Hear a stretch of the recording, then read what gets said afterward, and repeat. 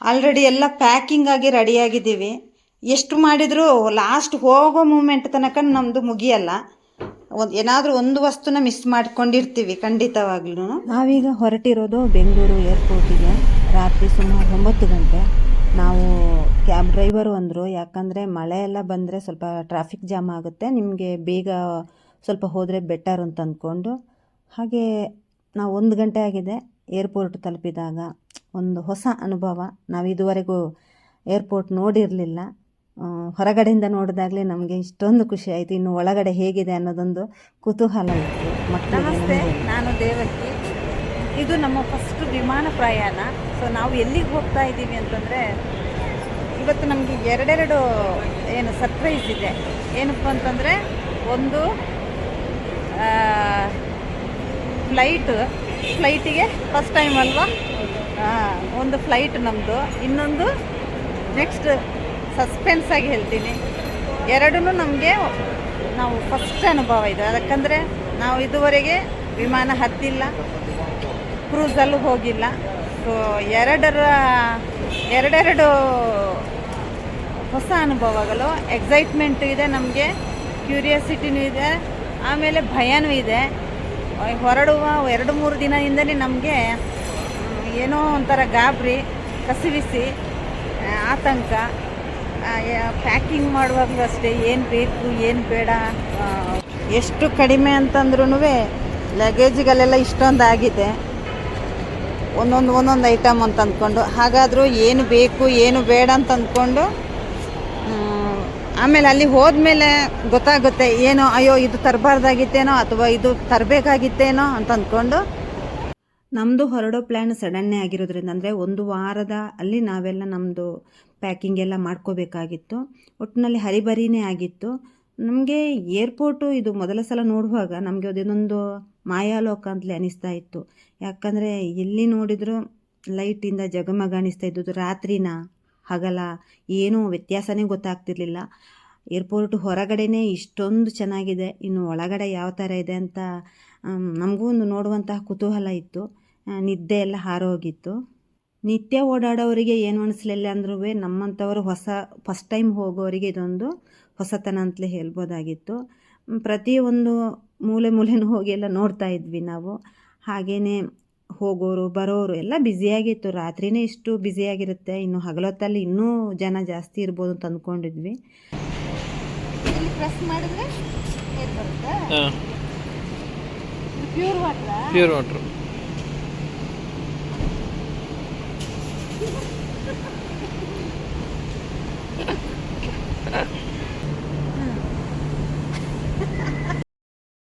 ನಾವಿಲ್ಲಿ ಹೊರಗಡೆ ಎಕ್ಸಿಟ್ ಆಗೋ ಜಾಗಕ್ಕೆ ಬಂದಿದ್ವಿ. ಇಲ್ಲಿ ಕೆಲವೆಲ್ಲ ಫುಡ್ ಕೋರ್ಟ್ ಇದೆ, ಆಮೇಲೆ ಕಾಫಿ ಸಿಗುತ್ತಂತೆ, ಸಮೋಸ ಎಲ್ಲ ಸಿಗುತ್ತೆ ಅಂತ ಅಂದ ಮಗ. ಆದರೆ ಅಷ್ಟೇ ದುಡ್ಡಿದೆ, ಅಷ್ಟೇ ಕಾಸ್ಟ್ಲಿನೂ ಇದೆ. ಆಮೇಲೆ ಗೊತ್ತಾಯಿತು ಅದರ ರೇಟ್ ಕೇಳಿ. ನಾವು ಮಾಮೂಲಿ ಹೊರಗಡೆ ಎಲ್ಲ ಹೋಟ್ಲಿಗೆ ಹೋಗಿ ತಿಂದಂಗೆ ಎಲ್ಲ ತಗೊಂಡು ತಿನ್ನೋಷ್ಟು ಸುಲಭಕ್ಕೆ ಆಗಲ್ಲ. ಮತ್ತು ಇಲ್ಲಿ ನೋಡಿ ಹೂವಿನ ಬೊಕ್ಕೆ ಎಲ್ಲ ಇದೆ. ಯಾಕಂತಂದರೆ ತುಂಬ ವರ್ಷದ ನಂತರ ಹೊರಗಡೆ ದೇಶದಿಂದನ ಅಥವಾ ಬೇರೆ ಕಡೆಯಿಂದ ಅವರನ್ನು ವೆಲ್ಕಮ್ ಮಾಡೋದಕ್ಕಾಗಲಿ, ಅಥವಾ ತುಂಬ ದಿನ ಬಿಟ್ಟಿರ್ತಾರೆ ನೋಡಿ ಅವರ ಫ್ಯಾಮಿಲಿಯವರು, ಆವಾಗ ಅವರು ಬಂದಾಗ ಅವರಿಗೆ ವೆಲ್ಕಮ್ ಮಾಡಲಿಕ್ಕೆ ಮತ್ತು ಅವರನ್ನು ಎದುರುಗೊಳ್ಳೋದಕ್ಕೆ, ಒಂದು ಫ್ಯಾಮಿಲಿಯಿಂದ ಕೆಲಸದ ನಿಮಿತ್ತನ ಅಥವಾ ಯಾವುದೇ ಕಾರಣದಿಂದ ಸ್ವಲ್ಪ ಹೊರಗಡೆ ಹೋಗಿರ್ತಾರೆ. ಆಗ ಅವರು ಮೀಟ್ ಆಗುವ ಕ್ಷಣಕ್ಕಾಗಿ ಅವರ ಫ್ಯಾಮಿಲಿಗೋಸ್ಕರ ಅವರು ಎದುರು ನೋಡ್ತಾ ಇರ್ತಾರೆ. ಎಷ್ಟೋ ಜನ ಕಾಯ್ತಾ ಇರ್ತಾರೆ ಅವರು ಬರುವಿಕೆಗಾಗಿ. ಆ ಕ್ಷಣವನ್ನು ಅವರು ಆನಂದಿಸ್ತಾರೆ. ನಾವು ಅದನ್ನು ಸಹ ನೋಡ್ತಾ ಇದ್ವಿ, ಎಷ್ಟೊಂದು ಎಕ್ಸೈಟ್ಮೆಂಟ್ ಇರುತ್ತೆ ಅಲ್ಲ ಅಂತ. ಹಾಗೆ ಮಕ್ಳುಗಳು ಸಮೋಸ ತಗೊಂಡು ತಿಂತಾಯಿದ್ರು. ನನಗೊಂಚೂರು ಕೊಟ್ಟರು. ತುಂಬ ಬಿಸಿಯಾಗಿತ್ತು, ಚೆನ್ನಾಗೂ ಇತ್ತು, ಆದರೆ ಕಾಸ್ಟ್ಲಿನೇ ಇದರೊಳಗಡೆ ಎಲ್ಲ. ಚೆನ್ನಾಗಿದೆಯಾ ಸಮೋಸ? ಸೂಪರ್.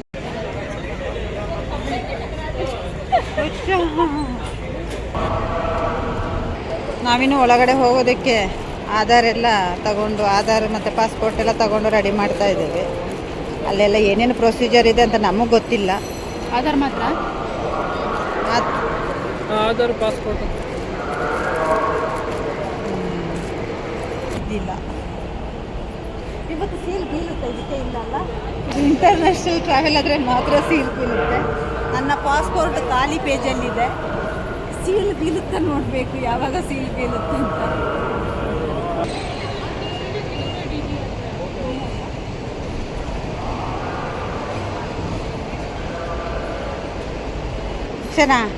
ಎಲ್ಲೇ ಬಾಕಿ. ಇದು ಫಸ್ಟ್ ಟೈಮು ನಮ್ಮದು ಏರ್ಪೋರ್ಟ್ ಎಂಟ್ರಿ. ನಾವಿನ್ನು ಒಳಗಡೆ ಹೋದ್ವಿ. ಅದಾಗಲೇ ರಾತ್ರಿ 2 ಗಂಟೆ. ಸೊ ಒಳಗಡೆದು ಪ್ರಪಂಚನೇ ಬೇರೆದೇ ಆಗಿತ್ತು. ಇನ್ನೂ ಚೆನ್ನಾಗಿತ್ತು. ಎಷ್ಟು ಚೆನ್ನಾಗಿತ್ತು ಅಂತಂದರೆ ನಾನು ಅಂದ್ಕೊಂಡಿದ್ದು ಇದೆಲ್ಲ ಆರ್ಟಿಫಿಷಿಯಲ್ ಅಂತ ಅಂದ್ಕೊಂಡು. ಅದು ಎಷ್ಟು ಅಂದವಾಗಿತ್ತು ಅಂತಂದರೆ ಅದನ್ನು ನೋಡ್ತಾ ಇದ್ದರೆ ಒಂದು ಕಣ್ಣಿಗೆ ಹಬ್ಬ. ಆಮೇಲೆ ಎಲ್ಲ ನ್ಯಾಚುರಲ್ ಗಿಡಗಳಂತೆ ಅದು. ಅದನ್ನು ಎಷ್ಟು ಚೆನ್ನಾಗಿ ಮೇಂಟೈನ್ ಮಾಡ್ತಾಯಿದ್ರು ಅಂತಂದರೆ ಒಂದು ಚೂರು ಕಸ ಆಗಲಿ ಅಥವಾ ಏನು ನೀರಿನ ಡ್ರಾಪ್ ಆಗಲಿ ಇರಲಿಲ್ಲ. ನಾವು ಒಂದು ಕಡೆ ಕೂತ್ಕೊಂಡು ಅದನ್ನೆಲ್ಲ ನೋಡ್ತಾ ಇದ್ವಿ, ಫೋಟೋಸ್ ಎಲ್ಲ ತಕ್ಕೊಂಡ್ವಿ, ಎಂಜಾಯ್ ಮಾಡ್ತಾಯಿದ್ವಿ. ಮಕ್ಕಳಂತೂ ನಿದ್ದೆನೇ ಮಾಡಿರಲಿಲ್ಲ. ಸೊ ಅವರು ಎಲ್ಲ ಕಡೆ ಮೂಲೆ ಮೂಲೆಗೆ ಹೋಗಿ ಫೋಟೋ ತಗೊಂಡು ವಿಡಿಯೋ ಮಾಡ್ಕೊಂಡಿದ್ರು. ಇದರ ಒಳಗಡೆ ಒಂಥರ ಯಾವ ಥರ ಅಂದರೆ ಕೂಲಾಗಿತ್ತು. ಅಂದರೆ ತುಂಬ ಚಳಿ ಅಥವಾ ಸೆಕೆ ಏನಿರಲಿಲ್ಲ, ಮೀಡಿಯಮ್ ಆಗಿತ್ತು. ನೋಡಿದರೆ ಇದೆಲ್ಲ ಏನು AC ಅಂತೆ. ಅಂದರೆ ಅಷ್ಟು ಎಲ್ಲ ಒಂದು ಶಿಸ್ತುಬದ್ಧವಾದ ಒಂದು ವಾತಾವರಣ. ಮತ್ತು ಇಲ್ಲಿ ಎಲ್ಲ ಈ ಸೈಡ್ ಲೆಫ್ಟ್ ಸೈಡಲ್ಲೆಲ್ಲ ಇಂಟರ್ನ್ಯಾಷನಲ್ ಟ್ರಾವೆಲ್ ಮಾಡುವಂತಹ ಏನು ಎಂಟ್ರೆನ್ಸ್ ಇದು. ಬೇರೆ ದೇಶಗಳಿಗೆ ಹೋಗುವಂತಹ ವಿಮಾನಗಳಿಗೆ ಎಂಟ್ರೆನ್ಸು. ನಮ್ಮದೆಲ್ಲ ನ್ಯಾಷನಲ್ ಅಂದರೆ ನಾವು ನಮ್ಮ ದೇಶದ ಒಳಗಡೆ ಹೋಗುವಂತಹ ವಿಮಾನಗಳಿಗೇ ಬೇರೆಯೇ ಎಂಟ್ರಿ. ಇದು ಬೇರೆ ದೇಶಗಳಿಗೆ ಹೋಗುವಂತಹ ವಿಮಾನಗಳ ಹಾಗೆ ಎಂಟ್ರಿ.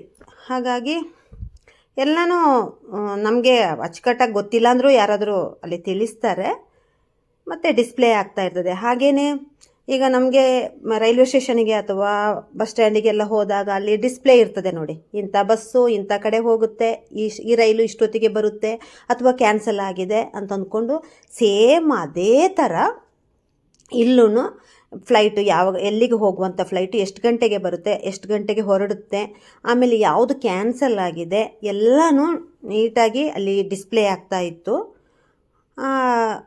ಹಾಗಾಗಿ ಅದು ಕನ್ನಡದಲ್ಲೂ ಇತ್ತು ಮತ್ತು ಇಂಗ್ಲೀಷಲ್ಲೂ ಇತ್ತು.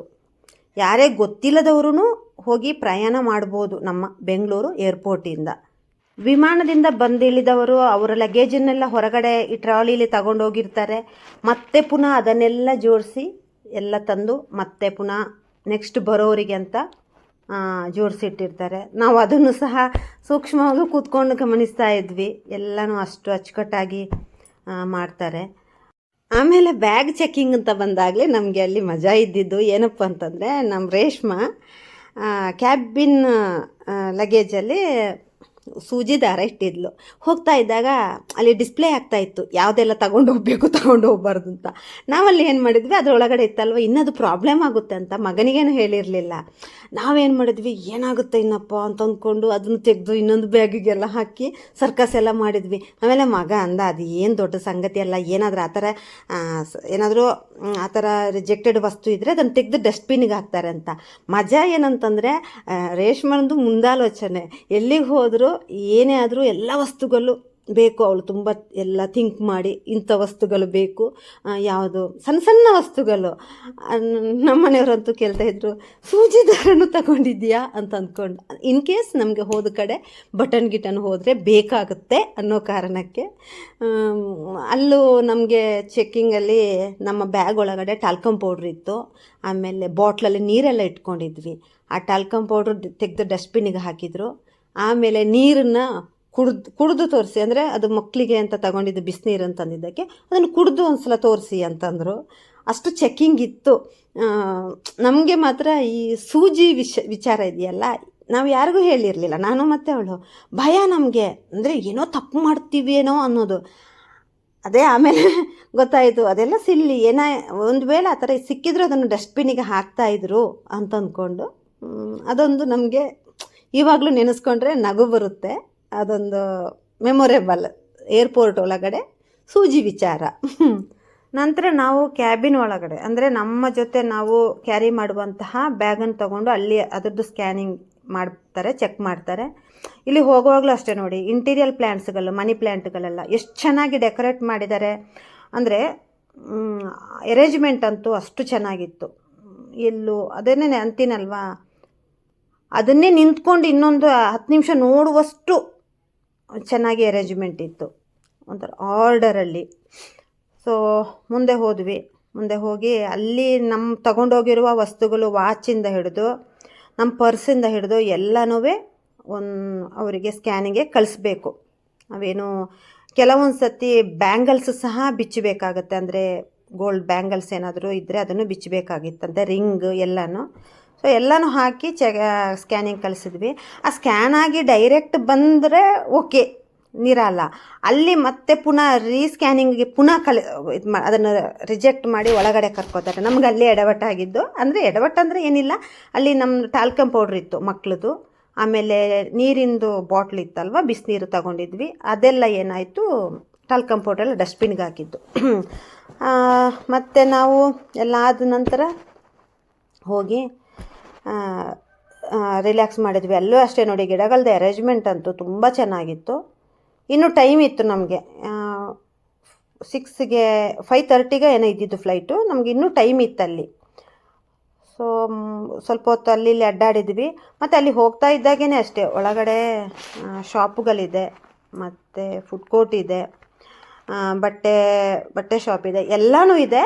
ಆದರೆ ಶಾಪಿಂಗ್ ಮಾಡೋಕ್ಕಂತ ಅಸಾಧ್ಯ, ತುಂಬ ಕಾಸ್ಟ್ಲಿ ಇದೆ.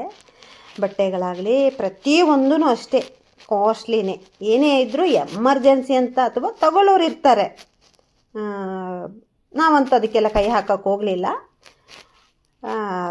ನಾವು ಮುಂದೆ ಹೋಗಿ ಫ್ಲೈಟ್ ಲ್ಯಾಂಡ್ ಆಗೋದು ಮತ್ತು ಟೇಕ್ ಆಫ್ ಆಗೋದೆಲ್ಲ ನೋಡುವಂಥ ಕುತೂಹಲ ಇತ್ತು. ಸರಿ ಹೋದ್ವಿ. ಆಲ್ರೆಡಿ ಎಲ್ಲ ಚೆಕಿಂಗ್ ಆಗಿ ಮೊದಲೇ ಬಂದವರು, ಬೇರೆ ಬೇರೆ ಕಡೆಗೆ ಹೋಗೋರೆಲ್ಲ ಬೆಳಗಿನ ಜಾವ ಅಲ್ವಾ, ಎಲ್ಲ ರಿಲ್ಯಾಕ್ಸ್ ಮಾಡೋಕ್ಕೆ ಅಲ್ಲಿ ಚೇರ್ಗಳೆಲ್ಲ ಇರ್ತದೆ, ಎಲ್ಲ ರಿಲ್ಯಾಕ್ಸ್ ಮಾಡ್ತಾಯಿದ್ರು. ನಾವೆಲ್ಲ ನಿಧಾನಕ್ಕೆ ನೋಡಿಕೊಂಡು ಮುಂದೆ ಸಾಗ್ತಾ ಇದ್ವಿ. ಮತ್ತು ಅಲ್ಲಿ ಏನೂ ಅಷ್ಟೇ, ಏರ್ಪೋರ್ಟ್ ಒಳಗಡೆ ಕೆಲವರಿಗೆ ನಡೆಯೋಕ್ಕಾಗಲ್ಲ, ಆ ಥರ ಓಡಾಡೋಕ್ಕಾಗಲ್ಲ ಅನ್ನೋರಿಗೆ ಅವ್ರನ್ನ ಕರ್ಕೊಂಡು ಹೋಗುವಂತಹ ವೆಹಿಕಲ್ ಸೌಕರ್ಯನೂ ಇದೆ ಅಲ್ಲಿ. ಅಂದರೆ ವೆಹಿಕಲಲ್ಲೆಲ್ಲ ಕರ್ಕೊಂಡು ಹೋಗ್ತಾರೆ. ನಾವು ನಡ್ಕೊಂಡೇ ಹೋದ್ವಿ. ನೋಡಿದರೆ ಎಲ್ಲ ಸಾಲಾಗಿ ವಿಮಾನಗಳು. ಹೆಂಗೆ ಅನಿಸ್ತಿತ್ತು ಅಂತಂದರೆ, ನಾವೆಲ್ಲ ಫೋಟೋದಲ್ಲಿ ನೋಡ್ತಾ ಇದ್ವಿ, ಟಿ ವಿಲಿ ನೋಡ್ತೀವಿ, ವಿಡಿಯೋ ಎಲ್ಲ ನೋಡ್ತೀವಿ, ಅದು ಬೇರೆ. ಆ ರಿಯಲ್ ಆಗಿ ನೋಡೋದಿದೆಯಲ್ಲ, ಫಸ್ಟ್ ಟೈಮ್ ನೋಡೋದಿದೆಯಲ್ಲ, ಒಂಥರ ಖುಷಿ ಅನ್ನಿಸ್ತಾ ಇತ್ತು. ಇದೇನೋ ಏರ್ಪೋರ್ಟ್ ಒಳಗಡೆ ಬಸ್ಸೆಲ್ಲ ಇದೆ ಅಂತಂದಿದ್ದಕ್ಕೆ ಅವನಂದ, ಅದು ಒಂದು ಟರ್ಮಿನಲಿಂದ ಇನ್ನೊಂದು ಟರ್ಮಿನಲಿಗೆ ಫ್ಲೈಟಿಗೆ ಪ್ಯಾಸೆಂಜರ್ಸ್ನ ಕರ್ಕೊಂಡು ಹೋಗ್ತಾರೆ. ಅಲ್ಲಿ ಯಾರು ನಡ್ಕೊಂಡೆಲ್ಲ ಹೋಗುವಾಗಿಲ್ಲ. ಈಗ ಫ್ಲೈಟ್ ದೂರ ಇದೆ, ಅವರು ಹೊರಗಡೆ ಹೋಗಿ ಅವರ ಫ್ಲೈಟ್ ಹತ್ರ ಹೋಗಬೇಕು ಅಂದರೆ ಅವ್ರೂ ಬಸ್ಸಲ್ಲಿ ಕರ್ಕೊಂಡು ಹೋಗೋದು. ಮತ್ತು ಇದೂ ಅಷ್ಟೇ, ನಮ್ಮ ಲಗೇಜ್ ಎಲ್ಲ ನೋಡಿ, ಏರ್ ಇಂಡಿಯಾ ಫ್ಲೈಟು ಆ ಕಡೆ ನಿಂತಿರೋದು ನಾವು ಹೋಗುವಂಥ ಫ್ಲೈಟೇ, ಅಲ್ಲಿಗೆ ನಮ್ಮ ಲಗೇಜ್ ಎಲ್ಲ ಅಲ್ಲಿಗೆ ಹೋಗ್ತಾ ಇದೆ. ಫಸ್ಟು ಲಗೇಜನ್ನೆಲ್ಲ ಅದಕ್ಕೆ ಕಳಿಸ್ತಾರೆ, ನಂತರ ಪ್ಯಾಸೆಂಜರ್ಸ್ನ ಕಳಿಸ್ತಾರೆ. ಗೊತ್ತಿಲ್ಲ, ಮಕ್ಕಳಿಂದ ನಾವು ಕಲಿತಾ ಇದ್ದೀವಿ, ಅವರಿಗೆಲ್ಲ ಓಡಾಡಿ ಗೊತ್ತಿರುತ್ತೆ ಅಲ್ವಾ, ನಮ್ಗೆ ಅಂತಿದ್ರು ಈ ಥರ ಹೋಗ್ತಾ ಇದೆ ಅಂತ ಅಂದ್ಕೊಂಡು. ನಮ್ಮ ಪ್ರಯಾಣ ಮುಂಬೈಗಿತ್ತು. ಸೊ 2 ಗಂಟೆ ಪ್ರಯಾಣ, ಕುತೂಹಲ ಇತ್ತು. ಯಾವಾಗ ಕೂತ್ಕೊಳ್ಳಿಲ್ಲ, ಯಾವಾಗ ಫ್ಲೈಟ್ ಹೊರಡಲಿಲ್ಲ, ಹೇಗಿರುತ್ತೆ ನಮ್ಮ ಅನುಭವ, ನಮ್ಗೆ ಏನೆಲ್ಲ ಅನುಭವ ಆಗ್ಬೋದು ಅಂತ ಅಂದ್ಕೊಂಡು.